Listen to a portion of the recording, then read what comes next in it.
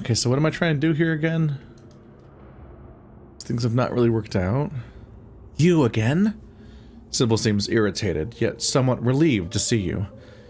Blistering bat or cutter, do you think you could make any more noise? I heard you coming all the way down the hall. Who are you? My name's Sybil, she whispers quietly, then spits into her palm and reaches out to clasp your hand. What are you doing in here? What does it look like I'm doing? I'm hiding. I came in here looking for food. You notice that as she speaks, her right hand moves instinctively to the pouch at her waist. Only the barking idiots in the next room showed up and decided to throw a party on the front doorstep. Now I'm trapped in here and can't get out. Barking idiots. Is there an echo in here? Yes, barking idiots. How many of them are there? Counted a dozen. Looks like we'll have to fight our way through.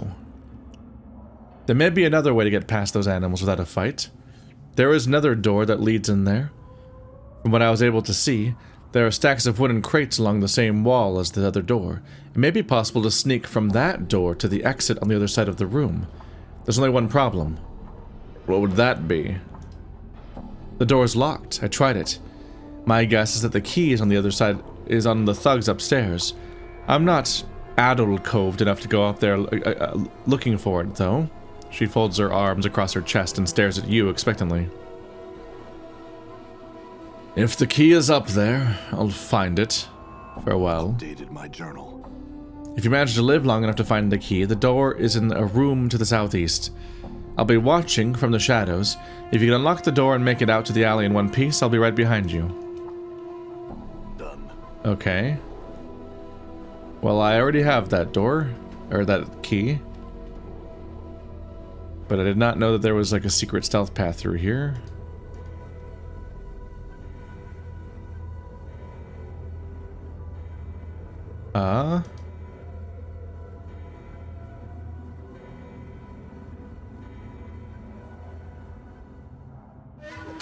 You prick. Done.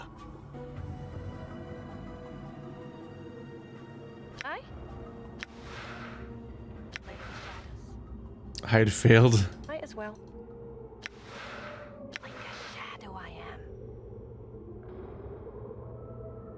How good at stealth is she? Like the shadows. Oh. Ah! Made it. At least she doesn't instantly start combat, but like my character that just aggroes on people. I must say, Cutter, I'm impressed. I thought for sure those animals would chew you up good. Well, I guess I should thank you. She pauses for a moment, then reaches into her pouch and pulls forth a small green gemstone. Here, this one's on the dogs. See you around, Cutter. Farewell, Sybil. Updated my journal. Adder's Tear. Invokes Adder's Kiss. This glistening green tear is hard and smooth as a pearl. When placed on the tongue, it dissolves instantly and gives the user an ability to spit forth spiraling bolts of acidic green energy at an opponent. Once, I assume? Not just like a permanent ability to shoot attack? I'm gone. Okay, so we made it to our goal. That's good.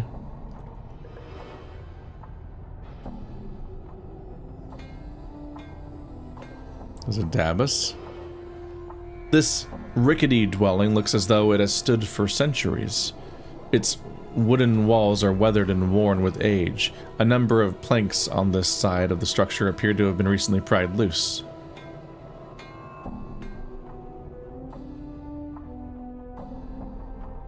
This massive iron gate is rusted shut. There's no way it'll open. Well. Reducing some options here. I was wondering if I could like program my characters that are weirder to have useful AI patterns in their behavior, but it wouldn't really be worth automating spells for a mage that can only cast each spell once, apparently. Our mage is pretty limited.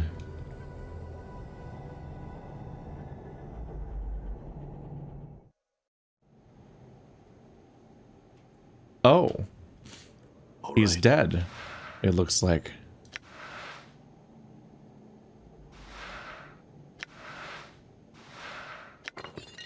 A hammer. You see the dead body of a Dabus. The stench of its decay is overpowering, and from the looks of its rigid, unnatural posture, extreme rigor mortis has long since set in. Check the corpse, see if you can determine what killed it. As you touch the corpse, a sudden shock passes through your body, and there is a stirring in the air, like a wind that has found its way into the building and is fighting to get free. You feel a strange, wrenching pain in your skull, as if someone is hammering on it, sharply, desperately. Focus. Your vision goes black for a moment, and the hammering pain fades, until it sounds like it is coming from outside your skull. The darkness clears, and you hear the hammering coming from outside the building. The entire building seems hazy somehow, confused, as if you are seeing it through a mist. Focus on the vision. The hammering dies, and you suddenly see a spectral vision of the Dabus entering the building. As it does, the windows and the doors become like water, suddenly sealing over the entrance the Dabus came through. The Dabus turns, pauses, then begins a slow circuit of the room, examining the walls and hammering on each once more, as if testing it. The Dabus completes its circuit of the room, then pauses by the door it once entered. It begins hammering, chipping away at the stone, but with every blow the wall repairs itself. The vision fades to black, and the hammering continues, first at a steady pace, then slower, then slower. Your vision clears as the hammering ends, and you are once again standing beside the corpse of the Dabus. It looks as if it withered away here, trapped in the building.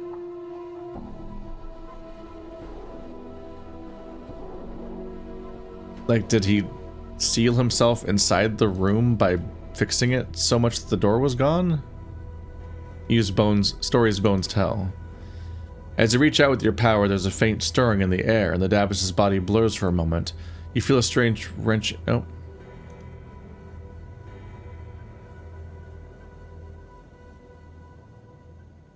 Same thing. So I'm able to do it without that power anyway.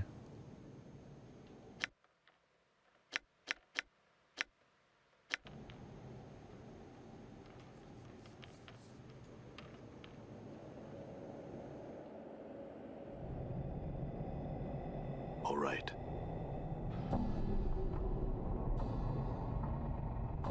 I can kind of go up here? Nope.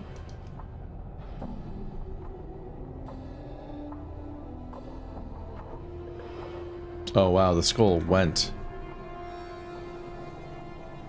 Huh. Where are we? The Alley of Lingering Sighs. Oh, this place. This was set up early on with a map. This dark recess descends for a few feet before ending abruptly at a solid rock face.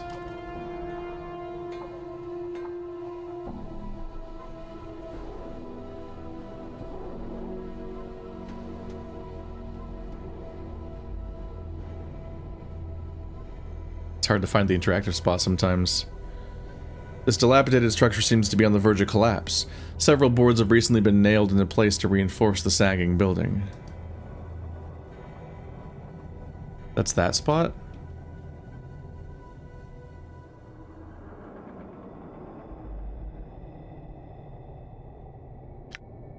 I'm gone. Doesn't arrows usually mean something else?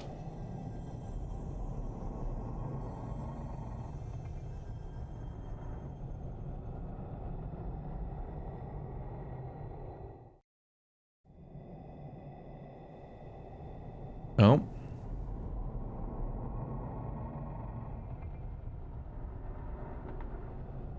This is the place. I found you lying right here.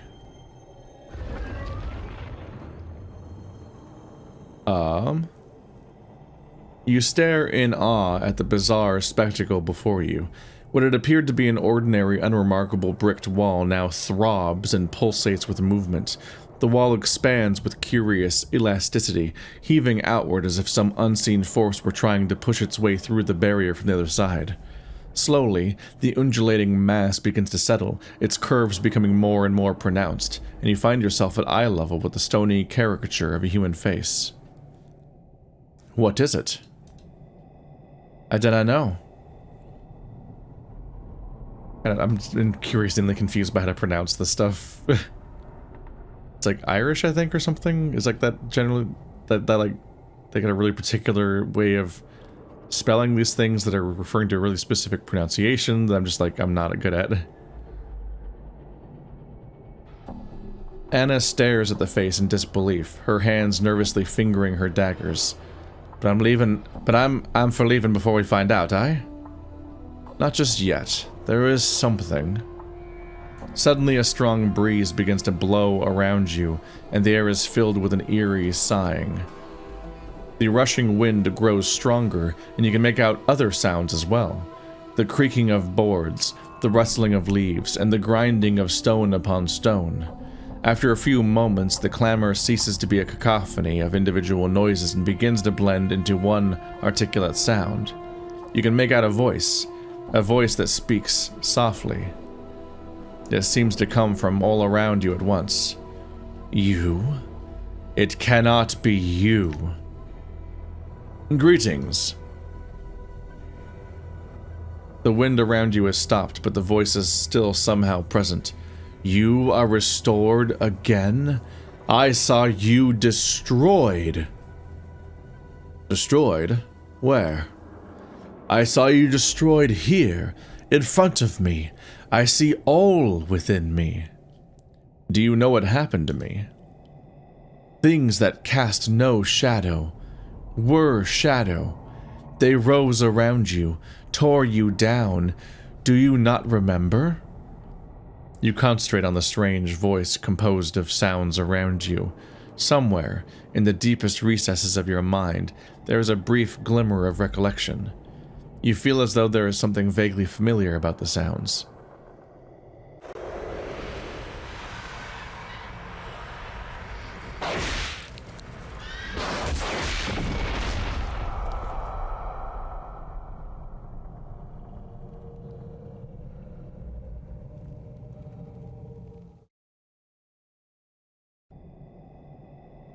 Yes, you remember. The voice of the alley rings in your ears, scattering the images from your mind and returning to you back to the present. Destroyed. As soon I shall be. I cannot delay division much longer.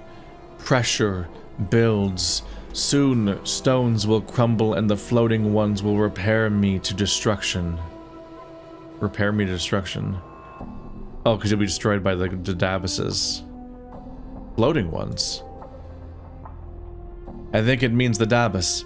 They're always fixing and repairing things. I see. Pressure is too much. Too many places folded inside. Not enough space. Must divide. Divide? It must be in the way. What are you talking about? I think it's pregnant. Oh. Freaky. So where are we technically standing right now? I really don't want to know the answer to that, Morte. Help me to divide, branch out, expand. New apertures will open. You may use them to travel to the lower ward. What do you mean to divide? The floating one is upon me, repairing. It prevents me from dividing. I undo its repairs, but it returns again and again, repairs anew. Must remove floating one. You want me to kill the Dabas in the alley? Remove it. Only then can I divide. Very well, I will remove the Dabas for you. Updated my journal. This hallway is alive and is trying to birth into a new state of being two things.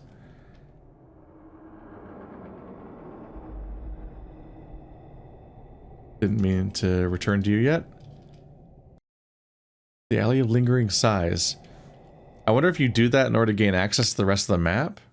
The Clerk's Ward and the Lower Ward over here. Maybe you can only get to those places, or maybe some of these places, or whatever else this map has. After this one successfully gets to, like, continue through its life cycle. Done. Maybe I can just ask the Dabbus to stop.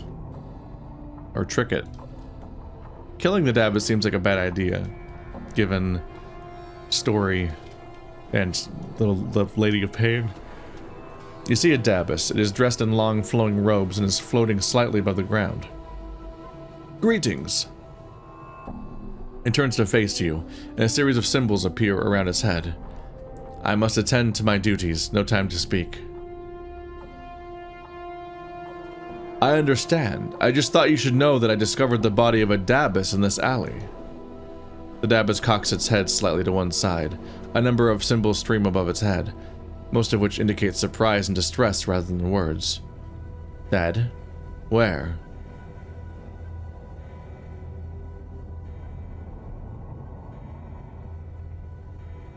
It lies in the abandoned building not far from here. It looks as though it got trapped inside somehow. The Dabbus stares at you briefly, then bows slightly and floats off in the direction of the abandoned building.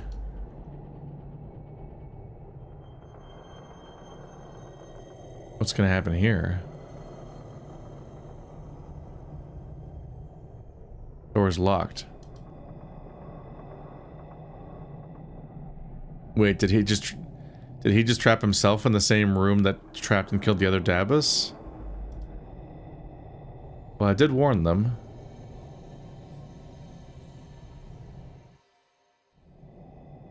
I'm gone.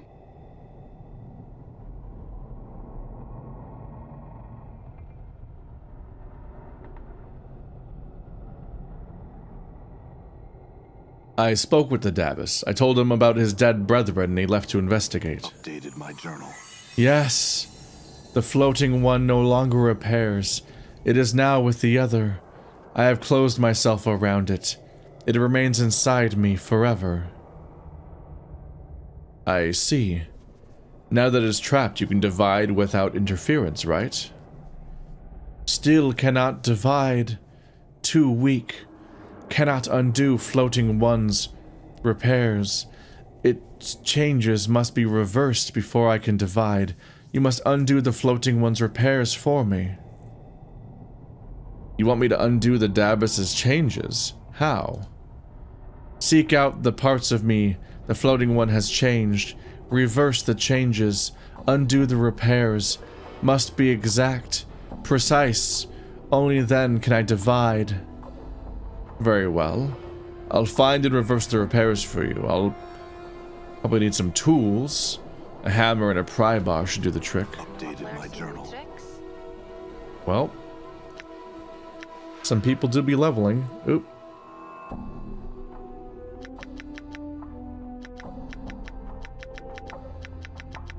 I have not used most of these abilities very much.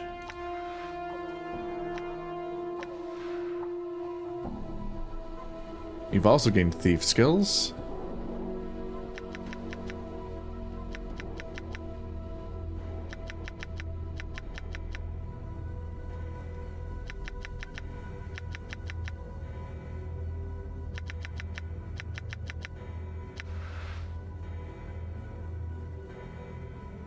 $41, $33, $57, $53. Health is good.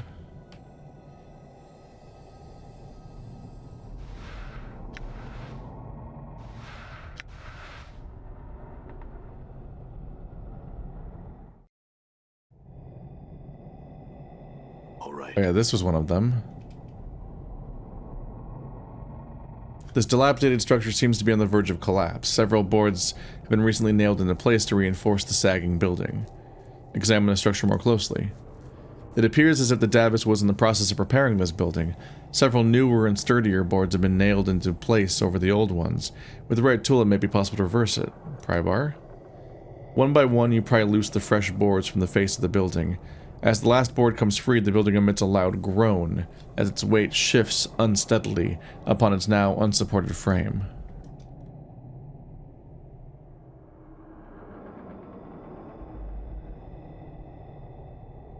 So that explains why there was that marker there at the time.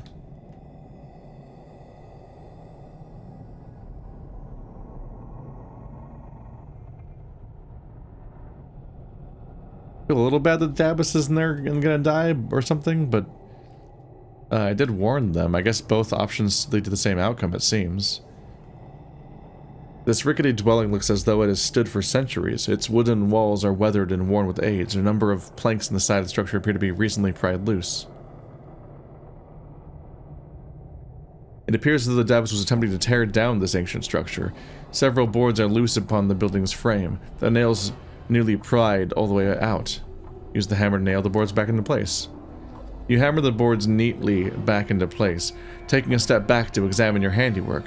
You notice that, strangely enough, the building no longer appears quite as old as it did at first glance.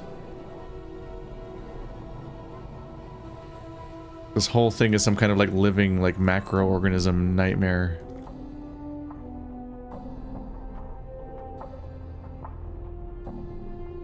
Well, they said I needed a hammer and a pry bar, and I use each of them once.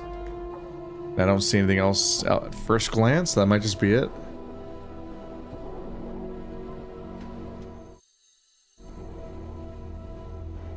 All right.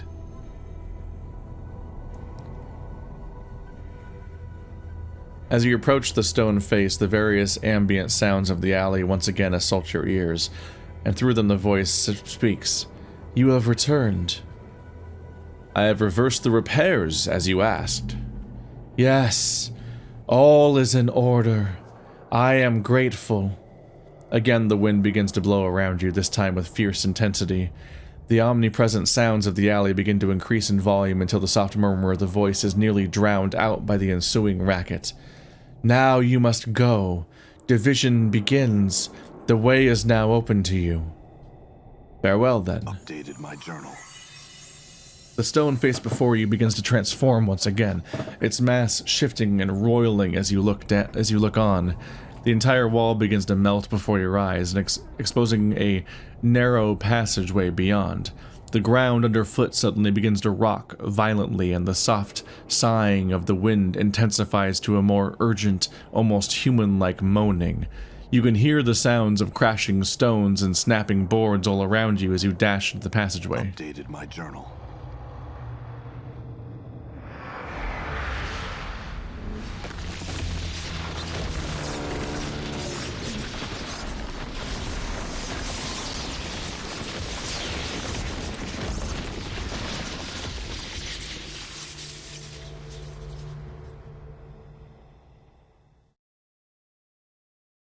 In knowing the teachings of Zerthamon, I have become stronger. You there, sir. You look like you'd be interested in some fine clothes. Bratman! Is this the one? It's a skull, ain't it? That's what he wants. Grab it. Hey, let go. Let go. Hey. Oh, there's Ratman. Like the one we saw before. That was like a setup. That was like... All right. It was like foreshadowing that there would be rat people. Well, shit. Might as well. Done. Ready, why not? Ami, why not? And who I shall serve. I'm gone. Well, goodbye, Davis. Hear your words. Not Davis, Morte. My blade has shifted. Saving thrones, fighting skills, Dagon's weapons has changed. 5 hit points, 6 hit points. That'll help a bit. Well, time to get used to new party, because we just lost Morte. Where am I? Lower ward. If I can get to the clerk's ward, I think, then I can figure out how to do get the words or whatever for the water. Hopefully.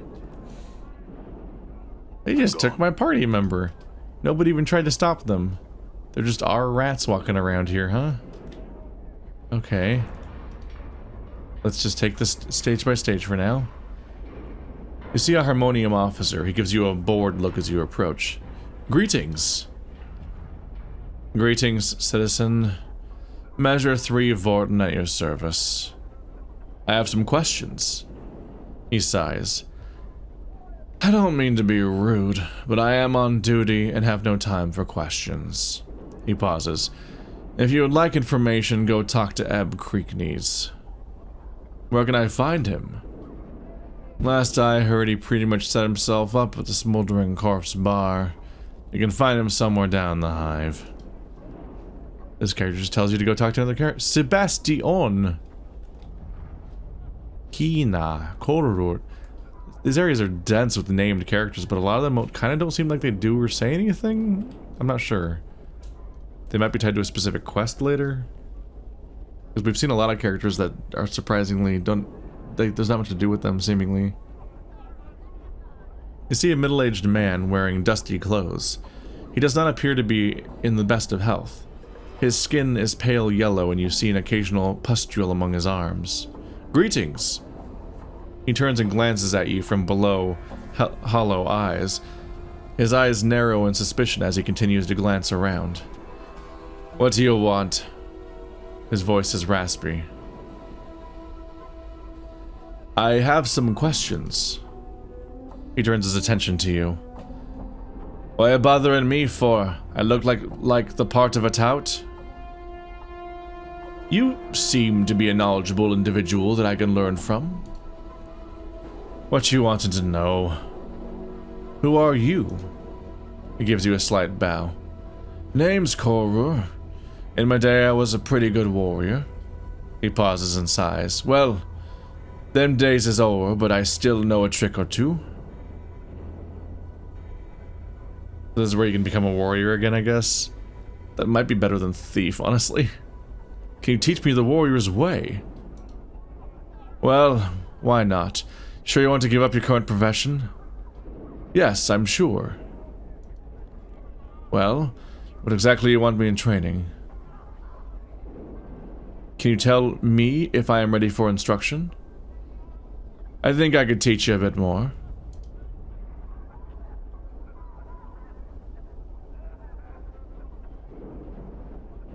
Probably gonna want... Not quite. Okay. And I'm back to being a fighter. What if I slowly make the audience lose their mind as I swap classes every 5 minutes and never make any progress? Okay, if nobody else can use these, let's see if I can use them. This is an axe. Okay, this enchanted hammer is actually... Okay, this will be good. Yeah, let's learn how to use hammers.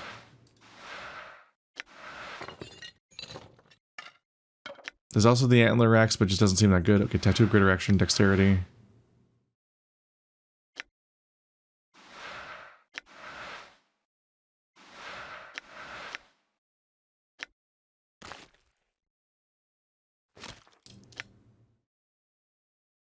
Inventory sitch is gonna get annoying quick, ain't it?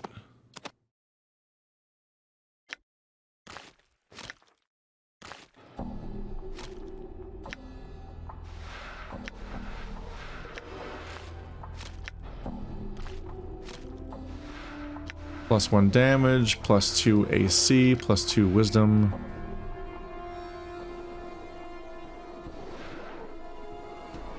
+1 to armor class.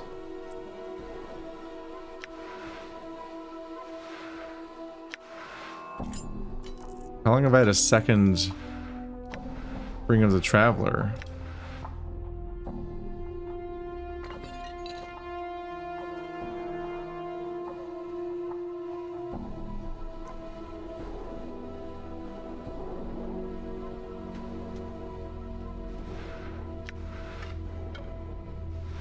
The 2 to 7 slashing, but this is 2 to 9 crushing.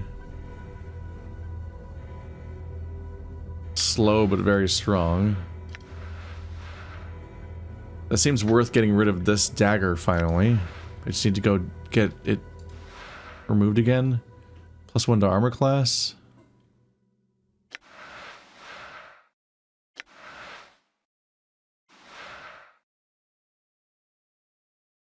+1 to armor class. +1. I think I've had this many usable rings that have effects on them.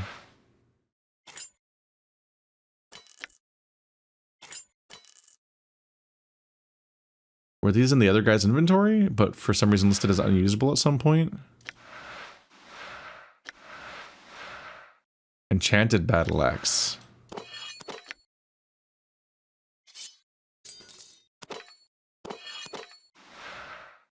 Bone dagger is also okay. Got a variety of high quality items here. So 2 to 9 slashing, 2 to 9 crushing, enchanted Thaco, speed 6, speed 7, weight 5. So this is faster. Yeah, 2 to 9 +1/+1. 2 to 9 +1/+1. It's hard to say whether crushing or slashing is better moment to moment, but yeah, I should probably get my axes training then. I had my eye on this, but this seems kind of pointless.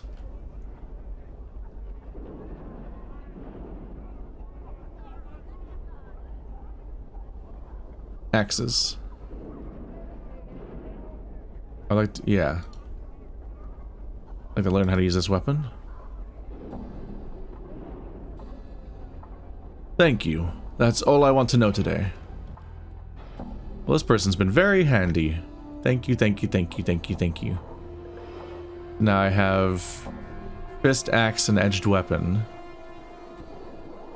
So now this axe should be a good weapon once I retrain myself.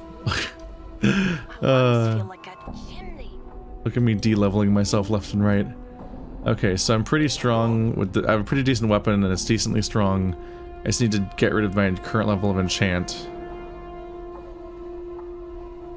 Also, I'm just in a really awkward spot right now. I don't know, we'll go around a little bit and we'll see if I can find a chance to get rid of the curse without walking all the way back, because we are kind of like super out of our way. But I unfortunately can't change my weapon until I get rid of the curse again. Hina. This woman has a yellow cast to her skin and severe features. Tattoos cover her body and she wears a long blade at her side. Her eyes are like 2 small black pearls. As you approach her, they follow Dakon's movements. Before you reach her, Dakon breaks in. I would have you hear me. What is it, Dakon? It is my will that we not speak to this woman. Why not? She is a Zerth. Our wills are crossed blades. We have no common ground. Then do not speak to her. As you approach, she ignores you entirely. Dakon gives her a slight bow, which she ignores entirely. She looses a string of harsh words at Dakon, and he replies in a level tone. This only seems to infuriate her. What did she say? He need not translate for you. I will tell you. You are a human wearing a shirt of scars and blood, unfit to hear the words of Zerthamon.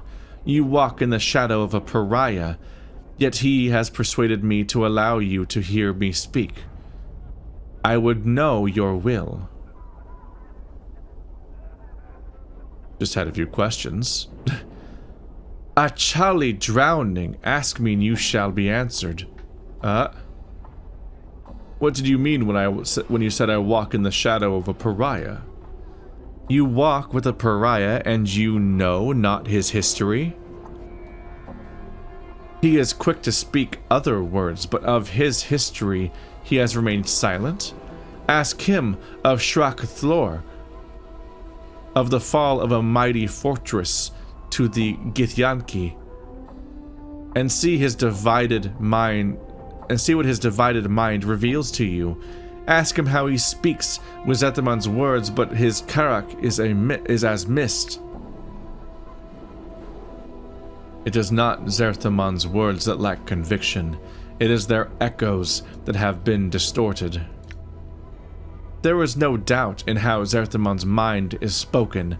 Generations of Zerth are as Rachma's jewel, of one mind on this matter. Your stance carries with it a divided mind.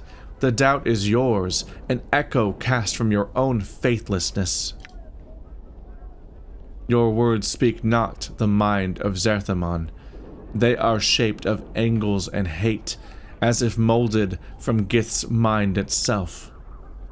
You shall lie with the dead of Shrakthor in shifting chaos, for you see all with Vilquar's eye.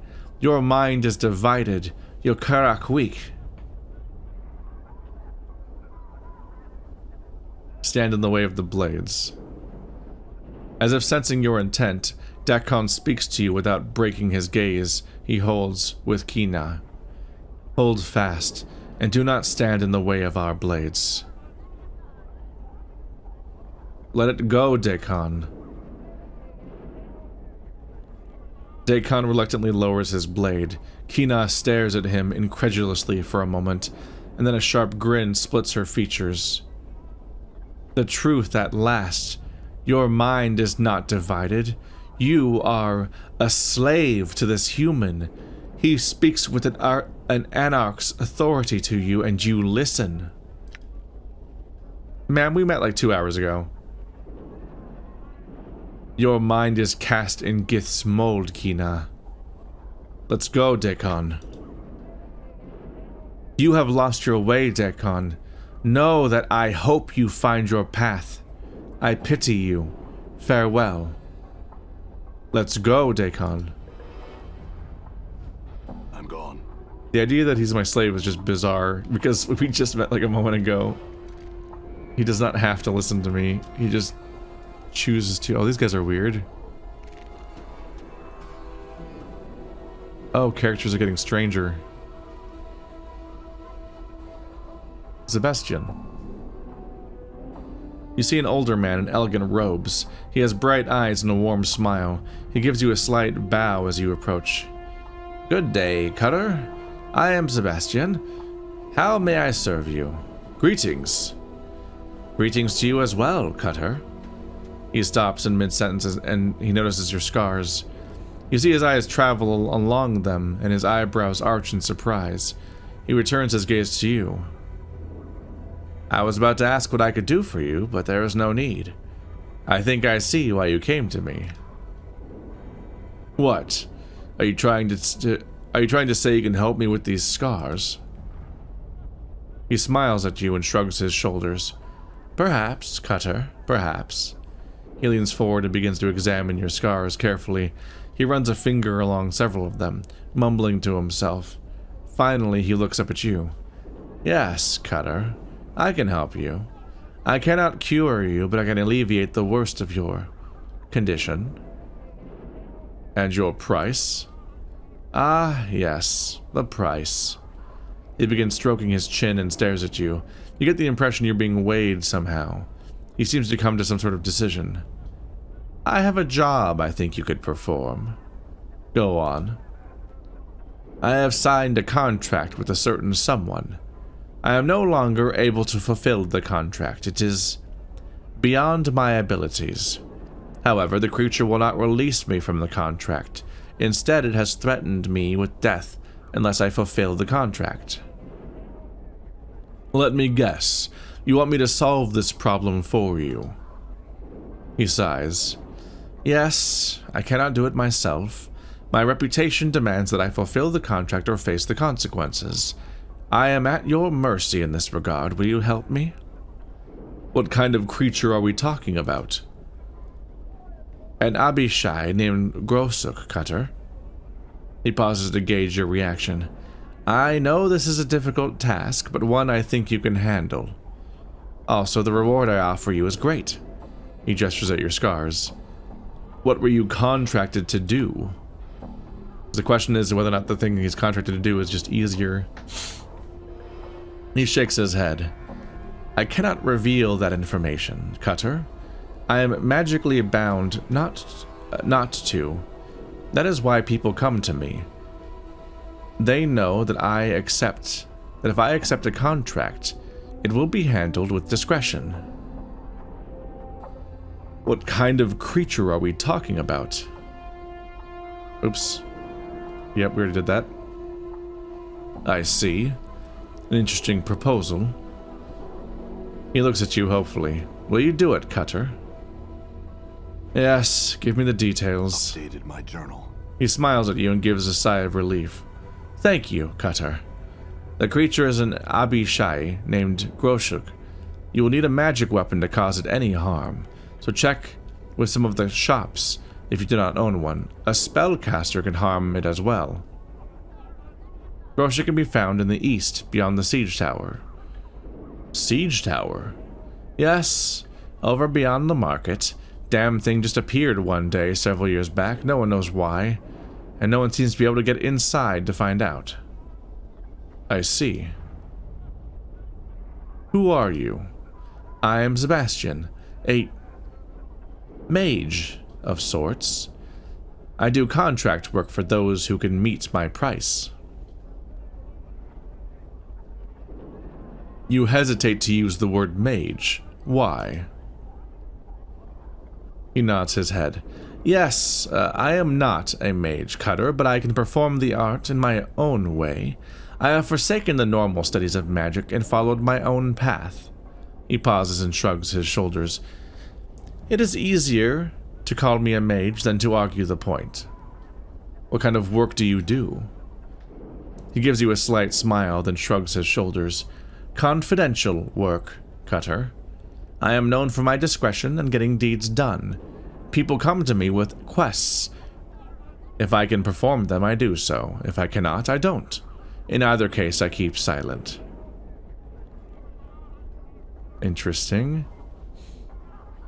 So he has the discretion not to say what the job was, but he also wants me to deal with the person that gave it, which is iffy.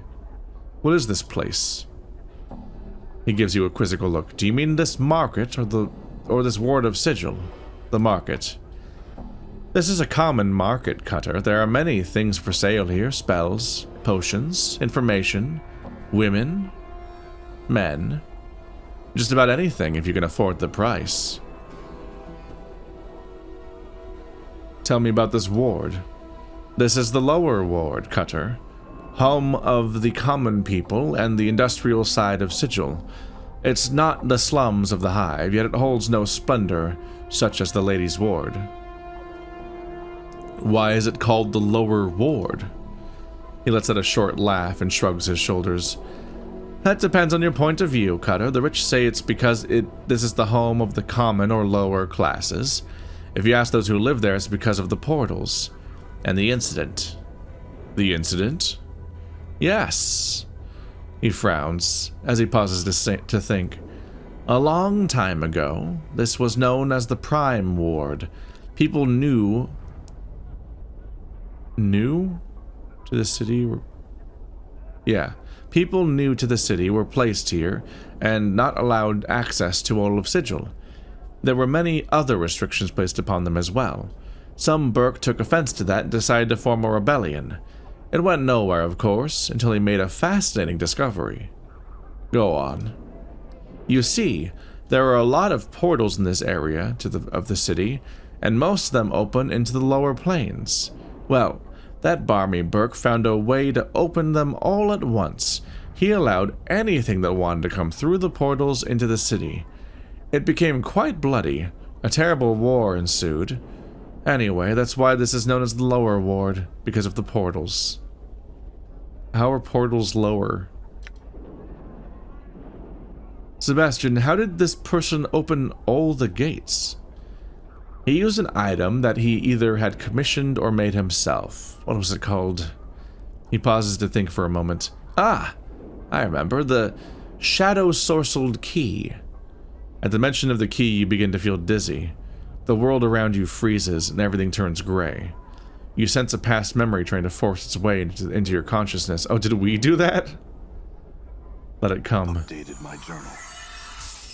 The world around you fades, and you find yourself in the darkened streets of Sigil. Your heart is pounding, trying to break free from your chest. Your breath comes in ragged gasps. You've been running for hours, it seems, and yet you cannot stop. You turn a corner and enter an alley, finally slowing your flight. You feel your strength fade as you lean against a nearby wall and try to catch your breath. You become aware of something hard pressed into your palm of your hand. Glancing down, you open your clenched fist to stare at the gem embedded in the flesh.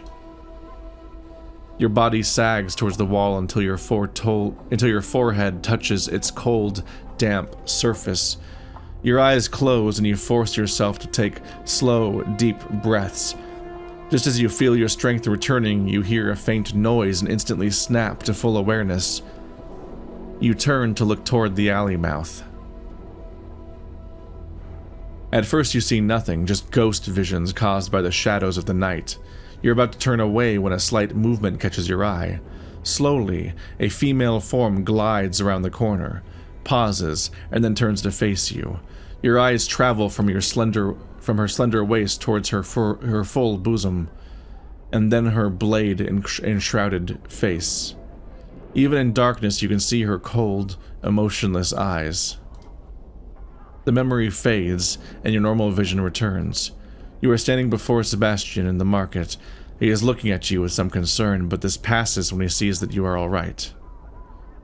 "But I lost you for a moment there, Cutter. What became of this shadow-sorcelled key?" He shrugs his shoulders. "No one knows. The key has been lost for some time now. Many believe the Lady of Pain took the key to prevent it ever being used again." So that's likely the woman we saw.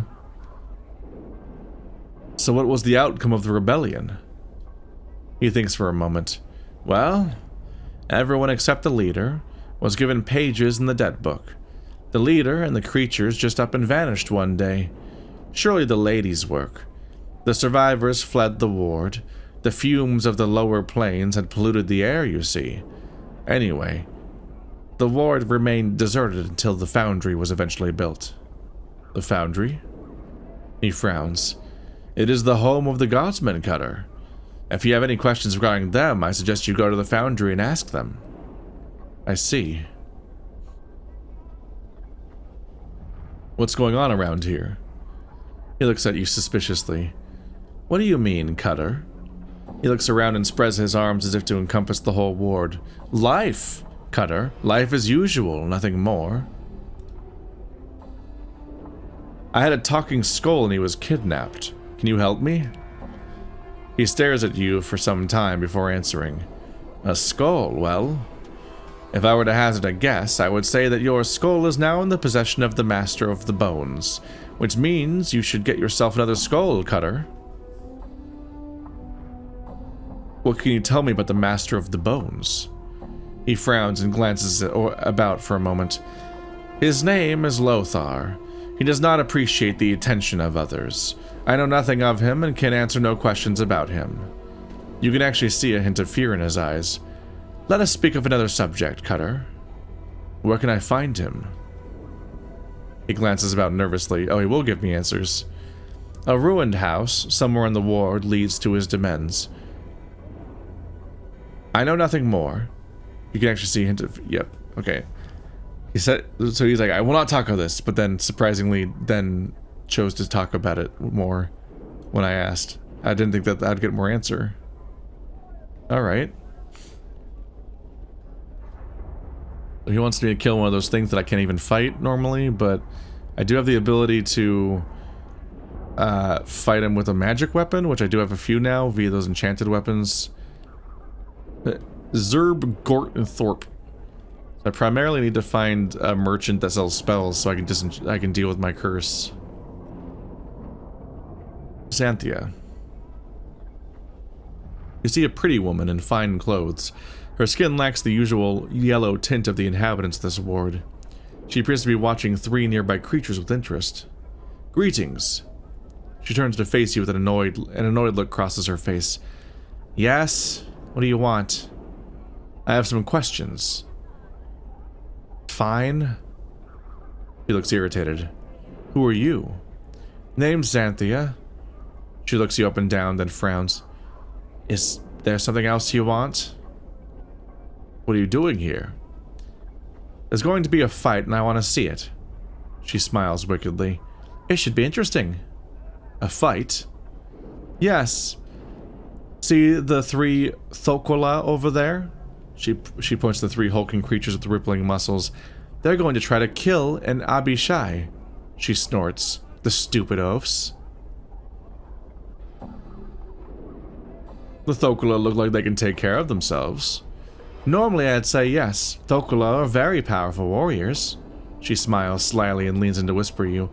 However, I know something they don't.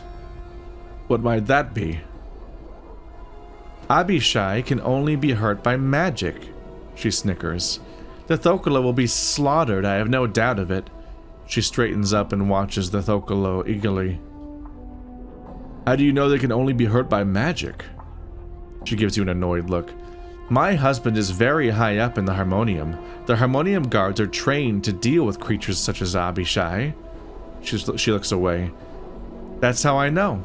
My husband told me. Why don't you warn the Thoquila? Why should I do that? She smiles evilly. I'm the one who suggested the fight. Why? My husband tries to better his social standing with his underlings by drinking with them in the local taverns. Last evening he forced me to just such an occasion. Those 3 oafs were there, boasting of their prowess as warriors. It was obvious they were in a drunken stupor. When they decided to leave, one of them tripped and fell onto the table I was sitting at. She pauses. Go on. She frowns angrily. Most of the drinks at the table spilled into my lap and ruined my very expensive evening gown. So, while the cretin was trying to apologize, I whispered to him that I only accepted the apology of a warrior of stature. If he were truly a warrior, he'd be able to defeat an Abishai in hand-to-hand combat. You're going to get them killed because they ruined a dress. Updated my journal. You obviously do not understand the intricacies behind this situation. She looks at you like you are an idiot child. I was embarrassed and humiliated in front of my husband and his underlings. I have some other questions. Can you tell me about this ward? Nothing. She looks at you around with distaste. Were it not for the fight, I would have been caught dead here. Well, time to immediately warn these people, because I am a good boy and eat the rich. This huge creature stands over 9 feet tall. Rippling muscles support its massive frame. It seems to be engaged in conversation with 2 smaller creatures next to it. Greetings. He turns at your greetings and looks down at you. A look of confusion crosses his features. Gort greets, small one. I have some questions. He gives you an apologetic look and shakes his head. Gort not speaking well your talk. Sorry. You ask Thorpe. He gestures to... Okay, so that one is the one that translates. This creature is huge, standing over 9 feet. He leers at you and laughs. Greetings. He looks down at you and gives you a friendly smile. What you want, Smalley? I have questions. You got a question, maybe Thorpe got answer. He smiles at you. Who are you? He smacks himself in the chest with a thunderous blow. I almost said tremendous, but then saw thunderous, and so I almost said tremendous. I basically did say it. Thorpe. He raises his arms above his head and shakes his fist at the sky. Mighty warrior is Thorpe. All Thoquila are mighty warriors. He places his fists on his hips and glares at you. Who you? I'm Adon. He thinks for a moment, then nods. That good name for Smalley. Nice ring to it, Thorpe-like. I've taken to lying about my name because people act weird if you say you don't know it. But what if my name is Adon?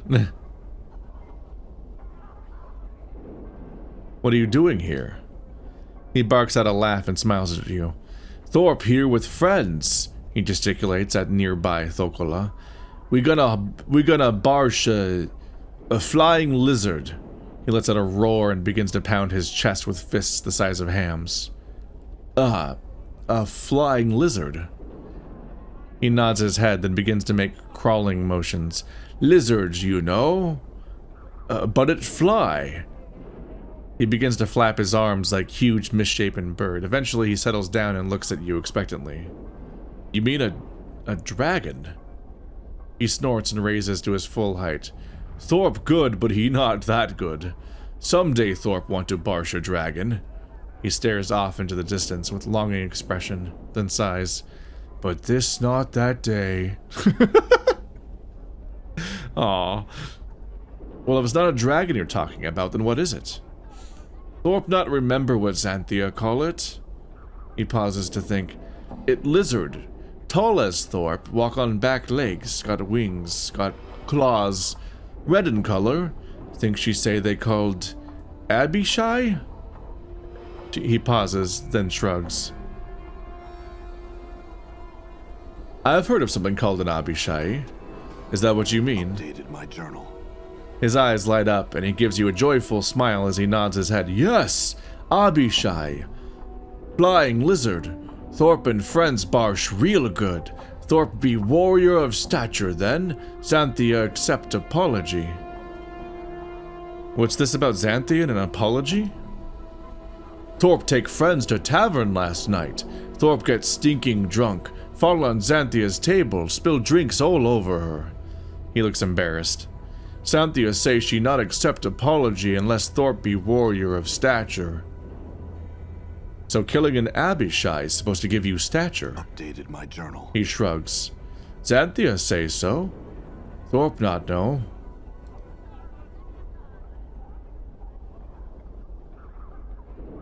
I've talked to Xanthia. She says you're going to fight an Abishai? He smiles and nods at you enthusiastically. That right! Thorpe and friends barsh.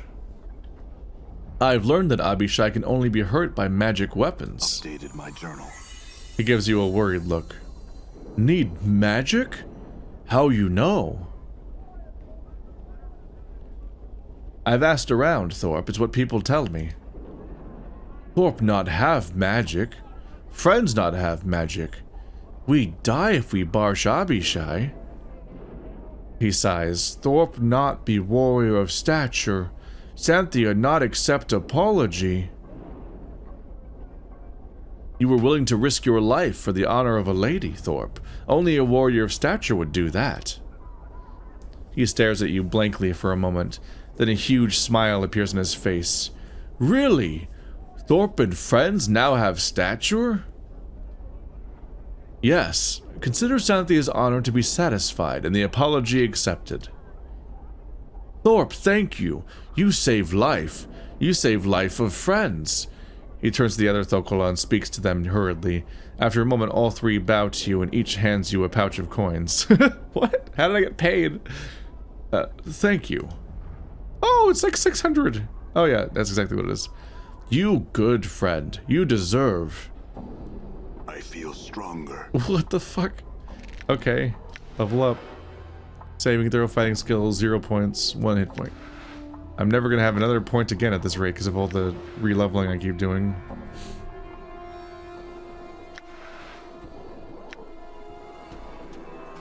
Submerge your will, Reign of Anger.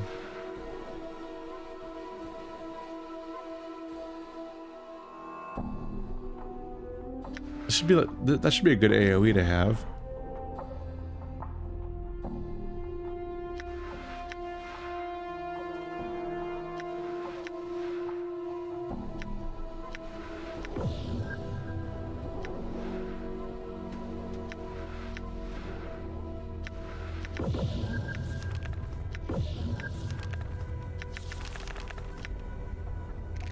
Going through their options a little bit.